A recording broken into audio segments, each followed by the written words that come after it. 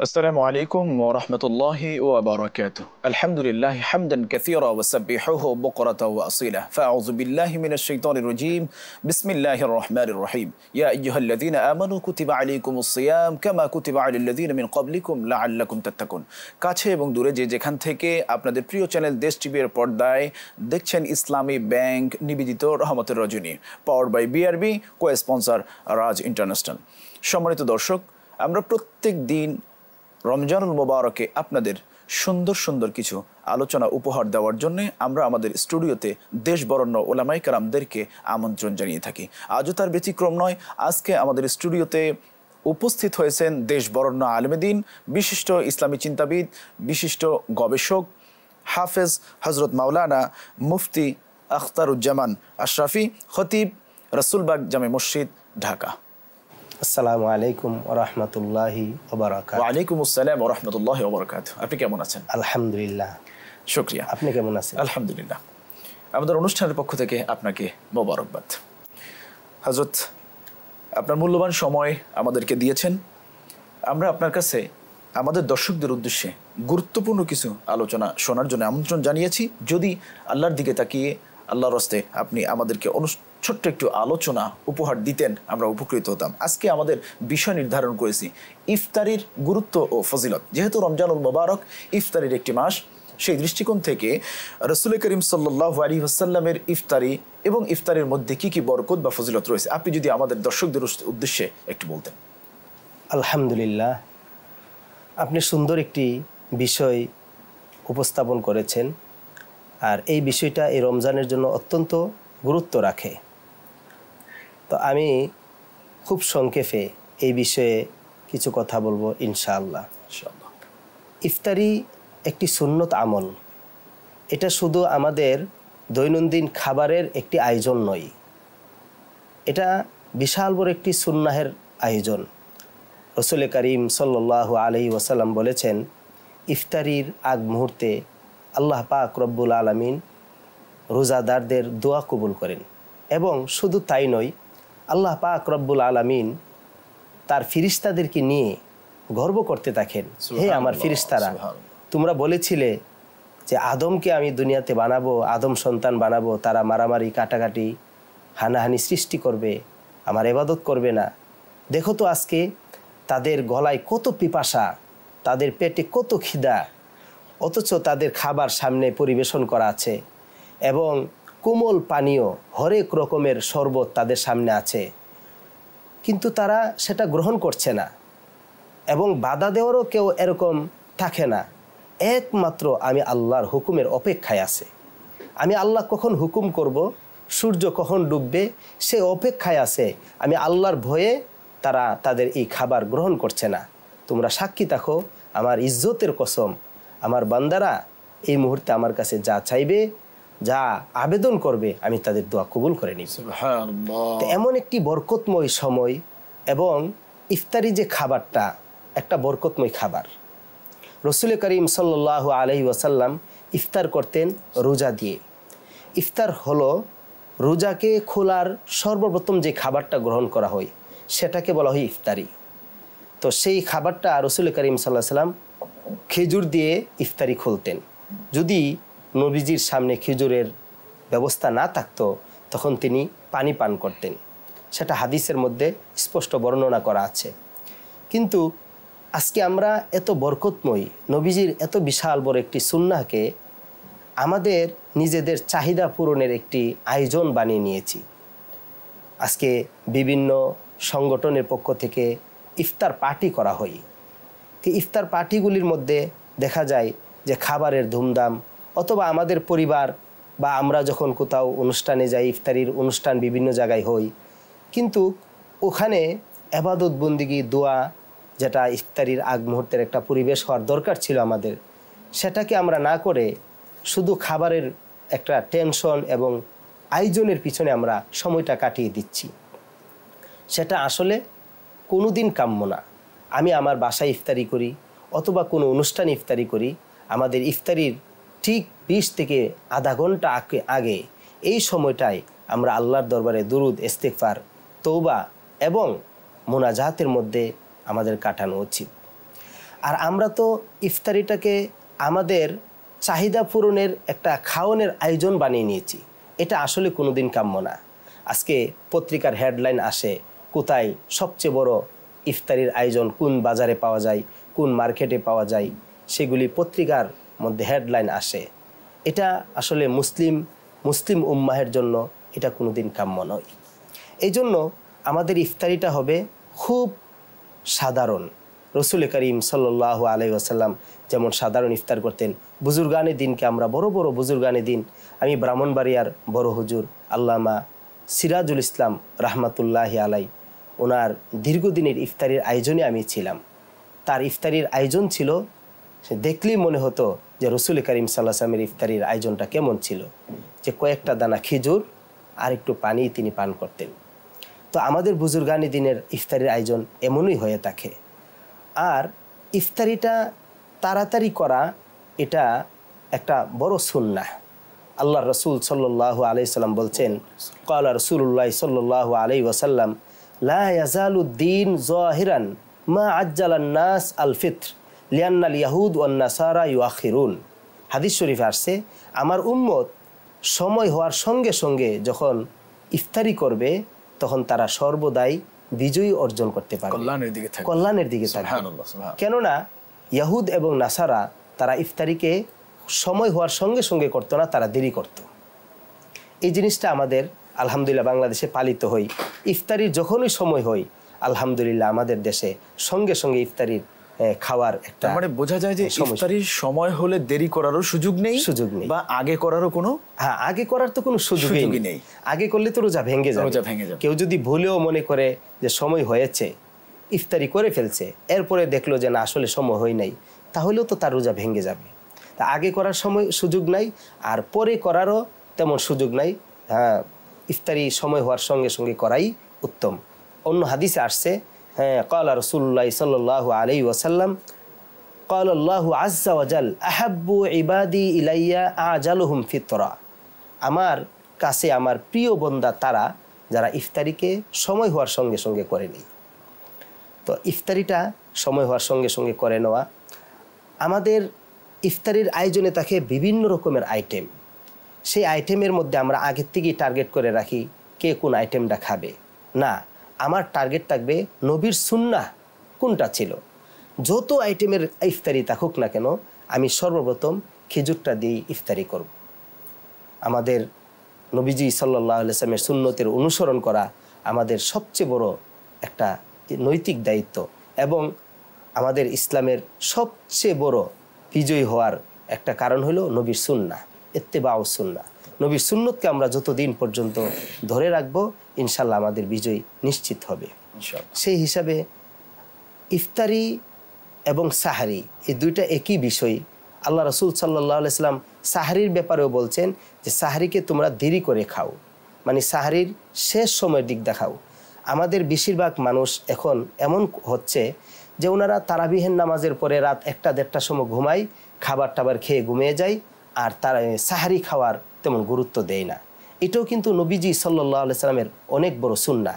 বাহরুর রায়েক নামক কিতাবে স্পষ্টভাবে লেখা আছে যে সাহারি শব্দ হলো রোজার নিয়তে সুবে সাদেকের আগে যে খাবারটা খাওয়া হয় সেই খাবারটাকেই সাহারি বলা হয়। এটা কিন্তু আমাদের একটা আমাদেরকে আল্লাহ তাআলা একটা নিয়ামত দিয়েছেন। ইহুদি খ্রিস্টান এবং ইহুদিদেরকে সাহারি খাওয়ার কোনো নিয়ম ছিল না। আল্লাহ তাআলা আমাদেরকে সাহারি খাওয়ার একটা বিধান দিয়েছেন। এটা তো আমাদের একটা বিশাল বড় নিয়ামত। আমরা এই নিয়ামত থেকে আজকে আমাদের অনেক মানুষ সকালবেলা বলে যে না সাহারি টারি খাওয়া লাগে না, এমনি রোজা রাখতে পারি। আরে সাহারি খাওয়া লাগে না, রোজা রাখতে পারি, এরকম এটাকে গর্ব করার বিষয় না, বরং গর্ব করার বিষয় আমি নবীর সুন্নত আদায় করে সাহারি খেয়ে রোজা রেখেছি, এটা হলো গর্বের বিষয়। চমৎকার বলছেন আপনি। যেহেতু ইফতারি এবং সাহারি দুটি একই বিষয় এবং বরকত, দুটি বরকত, তবে খাবার দুটি আমাদের জন্য, আমরাই খাই, তারপরেও রাসূল পাক সাল্লাল্লাহু আলাইহি ওয়াসাল্লাম এটাকে বরকত আমাদের জন্য বানিয়ে দিয়েছেন। সুবহানাল্লাহ, সুবহানাল্লাহ। সম্মানিত দর্শক, আপনারা অত্যন্ত চমৎকার আলোচনা শুনছিলেন মুফতি আখতারুজ্জামান আশরাফী সাহেবের মুখ থেকে।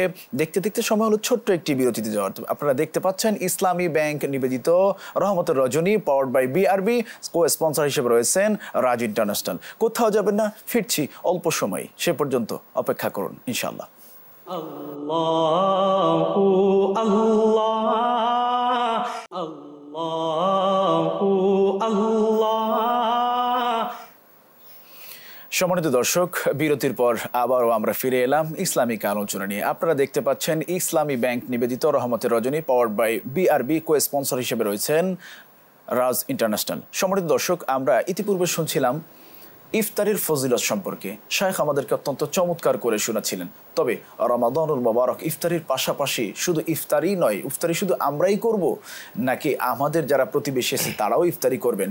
রাসূল করিম সাল্লাল্লাহু আলাইহি ওয়াসাল্লাম ইফতারিকে আমাদের জন্য কেন রহমত করে দিলেন? যেহেতু এটা আমাদেরই খাবার, আল্লাহ আমাদের জন্য কেন রহমত বানালেন সে সম্পর্কে আমরা শায়েখের মুখ থেকে শুনবো। শায়েখ, আপনার কাছে জানার বিষয় হলো, আমাদের জন্য এটা রহমত কেন হলো?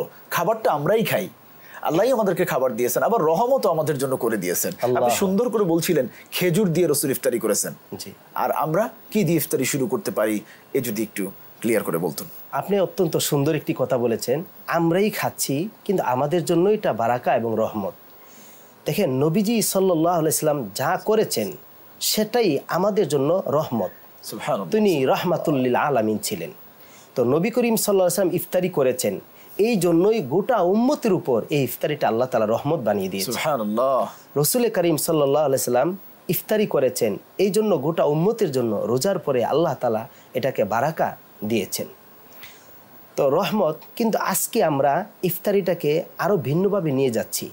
আজকে আপনি হয়তো আমাদের বাংলাদেশের কালচার দেখতে পাচ্ছেন, একটা ছেলে একটা মেয়ের যখন নতুন বিয়ে হয়, তখন আমাদের দেশের একটা কালচার হয়ে গেছে, বিয়ের পরবর্তী যে রমজান মাস আসবে, মেয়ের বাড়ি থেকে ছেলের বাড়িতে বিশাল বড় ইফতারির বহর পাঠাতে হবে, আর ছেলের বাড়ির থেকেও আবার মেয়ের বাড়িতে ইফতারি পাঠাতে হবে। যদি কেউ এমনি ইফতারি করায়, রাসূল করিম সাল্লাল্লাহু আলাইহি ওয়াসাল্লাম বলছেন, মান ফাত্তারা সাইমান, যে ব্যক্তি একজন রোজাদারকে ইফতারি করালো, ওই রোজাদার রোজা রেখে যা সওয়াব অর্জন করলো, কোনো ব্যক্তি ইফতারি করানোর দ্বারা আল্লাহ তাআলা তাকে সমপরিমাণ সওয়াব দান করবেন। সুবহানাল্লাহ, কত বড় সওয়াব, কত বড় ইসলামের একটা আমাদের আমল। কিন্তু সেই আমলটাকে আমরা যদি কাউকে বাধ্য করি যে তুমি আমাকে ইফতারি দিতেই হবে, না দিলে সমাজের মধ্যে লজ্জা হবে, মানুষে শরম দিবে, লজ্জা করবে, এই ধরনের কালচার যদি আমরা ইবাদতটাকে বানিয়ে নিই, তাহলে আমাদের ইসলামের সৌন্দর্য কিন্তু থাকতেছে না। সেজন্য আমি দেশবাসীর কাছে আহ্বান করব, ইফতারি নিজে খাবো, অন্যকে খাওয়াবো, উদ্বুদ্ধ করব, কিন্তু কাউকে বাধ্য করব না যে ইফতারি দিতে হবে, বা কাউকে এটাকে লজ্জার কারণ বানাবো না যে ইফতারি যদি মেয়ের বাড়ি থেকে না আসে লজ্জা, ছেলের বাড়ি থেকে না আসলে ইফতারি একটা শরম দিবে। আমি আপনার সাথে একটু যুক্ত করতে চাই, যেমন আমাদের প্রত্যন্ত অঞ্চলগুলিতে মসজিদে মসজিদে ইফতারি হয়। এই ইফতারির আয়োজনে দেখা যায় অনেকে বেনামাজি, নামাজ পড়ে না, অথচ মসজিদে ইফতারি দিচ্ছে। অনেকের টাকা হারাম, সুদের টাকা, ঘুষের টাকা।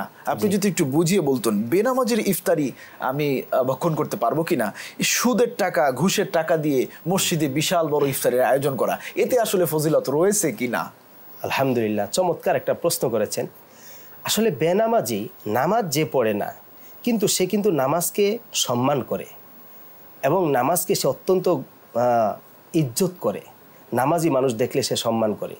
ওই ব্যক্তির ইফতারি দেওয়ার ব্যাপারে উলামায়ে কেরাম বলছেন, নির্দ্বিধায় তার ইফতারি আপনি গ্রহণ করতে পারেন, তবে সাথে সাথে তাকে নামাজের দাওয়াতটাও দিতে হবে যে ভাই আপনি ইফতারি দিচ্ছেন মসজিদে, ভালো কাজ করছেন, কিন্তু আপনি কিন্তু নামাজটা পড়তে হবে। আরেকটা বিষয়, কারণ ওই তার নামাজের জন্য আমি কিন্তু দায়ী না। আরেকটা বিষয় আপনি প্রশ্ন করেছেন, রোজা একটা ফরজ, হ্যাঁ, নামাজও আরেকটা ফরজ। জি, আরেকটা বিষয় আপনি যেটা বলছেন যে হারাম টাকা দিয়ে যদি কেউ ইফতারি দেয়, এই বিষয়ে ফতোয়ার কিতাবে লেখা আছে, নিজের হারাম টাকা হোক অথবা অন্যের হারামের টাকায় ইফতারি হোক, ওই হারাম টাকা দিয়ে ইফতারি করার সাথে সাথে তার রোজাটা মাকরু হয়ে যাবে। মাকরু শব্দের অর্থ হলো রোজাটা ত্রুটিপূর্ণ। এই রোজার দ্বারা সে যে আল্লাহর কাছে যা কিছু পাওয়ার দরকার ছিল সে সেটা পাচ্ছে না। রোজার দ্বারা তার যে তাকওয়া অর্জন করার কথা ছিল সেই তাকওয়া কিন্তু তার অর্জন হচ্ছে না। এই জন্য হারাম টাকা দিয়ে রোজার সাহরি হোক অথবা ইফতারি হোক, উভয়টাই নিষিদ্ধ এবং তার রোজা মাকরু হয়ে যাবে। এখানে ফতোয়ার কিতাবে আরেকটা কিতাবে কথা লেখা আছে যে কেউ যদি অমুসলিম বিধর্মী কেউ যদি ইফতারি দেয়, তাহলে এটা গ্রহণ করা যাবে কিনা। একটা হিন্দু মানুষ অথবা একটা খ্রিস্টান মানুষ, একটা ইয়াহুদি ইফতারি দিল আপনাকে, আপনার বন্ধু মানুষ বা আপনার সাথে একসাথে চাকরি করেন আপনারা, যে দোস্ত তুমি আজকে ইফতারি করে আমি তোমাকে হাদিয়া দিলাম। এই বিষয়ে ফতোয়ার কিতাবে লেখা আছে, ওই বিধর্মীদের উদ্দেশ্য যদি কোনো খারাপ না থাকে, যে আমি এরকমভাবে তার যদি উদ্দেশ্য ভালো থাকে, সে বিধর্মী হোক, কিন্তু আপনার সাথে ধর্ম নিয়ে যদি তার কোনো সাংঘর্ষিক কোনো বিষয় না থাকে, ধর্মের উপর সে যদি এরকমভাবে কোনো কটাক্ষ বা ধর্ম নিয়ে যদি সে তামসা না করে, এমন ব্যক্তি যদি হয়, সে তার ধর্ম পালন করতেছে, আপনি আপনার ধর্ম পালন করতেছেন, এমন ব্যক্তি যদি হয়, তাহলে তার ইফতারির গ্রহণ করতে পারেন। এবং পাশাপাশি দেখতে হবে তার উপার্জনটা হালাল কিনা। তার উপার্জন, সে একজন ব্যবসায়ী, চাকুরিজীবী, চাকুরির টাকা দিয়ে অথবা ব্যবসার টাকা দিয়ে আপনাকে ইফতারি দিয়েছেন, তাহলে আপনি তার ইফতারি গ্রহণ করতে পারবেন। কিন্তু ওই ব্যক্তির যদি উদ্দেশ্য খারাপ থাকে অথবা এরকমভাবে তার টাকা যদি হারাম হয়, তাহলে সেই ইফতারি গ্রহণ করা কোনো মুসলমানের জন্য বৈধ হবে না। তো শাইখ, আপনি আরও ইফতারির ব্যাপারে যে বিষয়টা বলছেন, যে আমরা নিজেরা ইফতারি করব, অন্যজনকে ইফতারি করাবো, এটা ইফতারি নিজেরা ইফতারি করা এবং অন্যদেরকে ইফতারি দাওয়াত দেওয়া, ইফতারি খাওয়ানো, এবং আমাদের মসজিদে যে ইফতারির আয়োজনগুলো হয়, হ্যাঁ, ওই আয়োজনগুলোর মধ্যে কেউ যদি এরকমভাবে আসে, অনেক মসজিদে এরকম আছে যে ইফতারি সাধারণত দেয় না, বা যারা গেটে বসা থাকে তাদেরকে এরকমভাবে তাড়িয়ে দেয়, এটা কিন্তু আদৌ ঠিক না। ইফতারি অনুষ্ঠানে উন্মুক্ত হওয়া চাই, যে আমি একজনের ইফতারি আছে, প্রয়োজন আমরা 3 জনে মিলে একজনের ইফতারি গ্রহণ করব। এটার মধ্যেই শান্তি এবং রহমত এবং ইফতারের মধ্যে বারাকা। অনেক জায়গায় আবার এভাবে দেখা যায়, যারা ইফতারি করাচ্ছেন, আবার মসজিদে এমন কিছু লোক রয়েছেন যারা বলেন যারা রোজা রাখবে না তারা যেন ইফতারি খেতে না আসেন। এই ধরনের যে অবান্তর কথাবার্তাগুলি, ইসলাম আসলে কতটুকু পরিমাণ এটাকে সাপোর্ট করে? না, এই কথাগুলো আসলে ঠিক না। কারণ আল্লাহ রাসূল, আল্লাহ পাক রব্বুল আলামিন বলছেন, হাদিস শরীফে আসছে যে আসসাউমু লি ওয়া আনা আজজি বিহি, রোজা আমার জন্য রাখে, আমি আল্লাহ তার প্রতিদান দিই। এখানে নামাজও তো আমরা আল্লাহর জন্য করি, হজও তো আল্লাহর জন্য করি, তো আল্লাহ তো নামাজের ব্যাপারে কথা বলে নাই, আমার জন্য নামাজ পড়ে আমি তার প্রতিদান দিই। রোজার বেলা কেন বললেন? যে রোজার বিষয়টা একমাত্র আল্লাহ জানে। আমার বিবিও বুঝতে পারবে না আমি রোজাদার কিনা। আমি যদি মার্কেটে গিয়ে কিছু খেয়ে ফেলি, আমার বিবিও বুঝতে পারবে না আমি রোজাদার কিনা। তো এই জন্য রোজা কেউ না রাখলে ইফতারি করবেন না, এই ধরনের এলান দেওয়া, ঘোষণা দেওয়া, মানে যারা এরকমভাবে তার রোজার একটা লুকানো জিনিস, এই লুকানো জিনিসটা যেন একটা প্রকাশে নিয়ে আসতে চাই, এটা আসলে ঠিক না। এই ধরনের, হ্যাঁ, কারো বিবিকে যদি এরকমভাবে বাধা না দেয় যে আমি রোজাদার না, আমি কিভাবে রোজাদারদের সাথে ইফতারি করব, এটা তার ব্যক্তিগত ব্যাপার। কিন্তু রোজার অনুষ্ঠানটা, ইফতারির আয়োজনটা যতটুকু সামর্থ্য আছে সবার জন্য উন্মুক্ত থাকা উচিত আমি মনে করি। অত্যন্ত চমৎকার বলছিলেন। আমি আপনাকে ছোট্ট করে একটু জানতে চাচ্ছি যে ইফতারিতে আমরা শহর কেন্দ্রিক যে আয়োজনটা করি, ইতিপূর্বে আমরা যারা এলাকা কেন্দ্রিক আছি তারা দেখতে পাই যে আমার ঘরে একটু ইফতারি তৈরি করলে আমার পাশের ঘরে একটু দিতাম, পাশের ঘরে একটু ইফতারি তৈরি করলে আমার ঘরে দিতেন।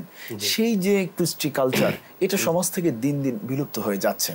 আর আপনি অত্যন্ত চমৎকার করে বলেছেন যে কেউ যদি কোনো রোজাদার ব্যক্তিকে ইফতারি করায়, সে নিশ্চিত একটি মানে ফরজ রোজার সওয়াব সে অর্জন করতে পারলো।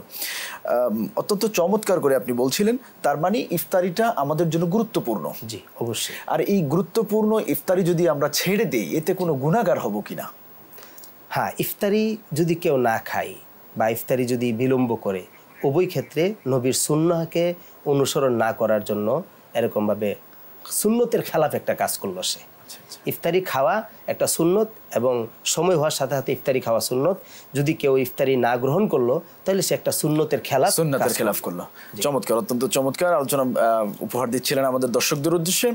সম্মানিত দর্শক শ্রোতা, আপনারা দেখছেন ইসলামী ব্যাংক নিবেদিত রহমতের রজনী, powered by BRB, co sponsor Raj international.